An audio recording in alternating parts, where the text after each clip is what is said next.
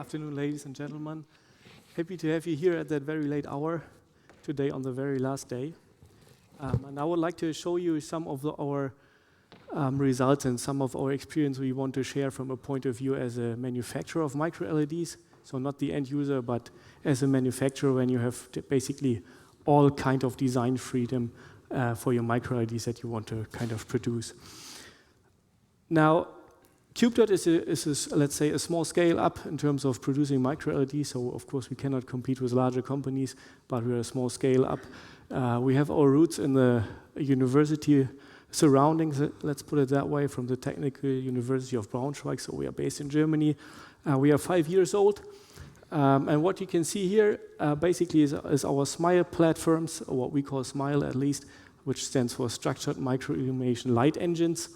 And we have these SMILE platforms kind of developed to showcase our customers what is actually the brightness of a micro-LED, what is potential geometries of a micro-LED, how can a micro-LED or any kind of LED look like. Because when we started back 5 years ago, and then we had many customers saying, well, we want a LED and that needs to be bright. And when we ask how bright is that supposed to be, they say, well, make it bright, we don't know, just make it as bright as possible. And therefore, I just go back one slide again, and therefore we just started developing a small monolithic integrated micro-LED display, which is what we call a display. It has, for example, what we show here, 8x8 pixel or 16x16 pixels here, and they are fully addressable, so individually addressable, so which was very high frame rate of 170 kilohertz. So obviously that is not addressing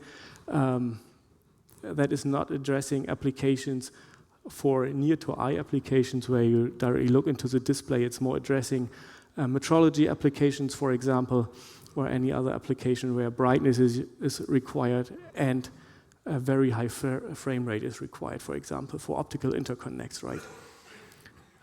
And that might be, and that is where we approach the market. So we are not going for that displays for near-to-eye applications. We believe that is better in the hand of Apple or Osram or any other large producer. So we're taking that kind of small piece of the cake where it really needs high frame rate and high brightness. And to show that, we just integrated our possibilities into that module. Now, of course, that is possible to do that in green and in blue because that is what is well available if we apply gallium nitride. Also, that is possible in pure red or native red. That's not done with quantum dots, but it's a pure emitter here, what you can see. And what is pretty nice here in terms of technology is that you have kind of a color tunability. So when you apply low current densities, it's pretty red. And the higher the current density is, the more it shifts to the yellow or even to the white without any kind of quantum dot color conversion. So if you, again, think about optical interconnects, you can also kind of multiplex it, not time-wise, but also wavelengths-wise, which is kind of very, very interesting. And what you can see also is that micro-LEDs do not always need to be square shaped. They can also be circular. Of course, they can be elliptic. They can basically have any shape. And that's what always seems to be new to potential customers because most of them think that micro-LEDs are always square shaped or circular, but they can also be line shaped.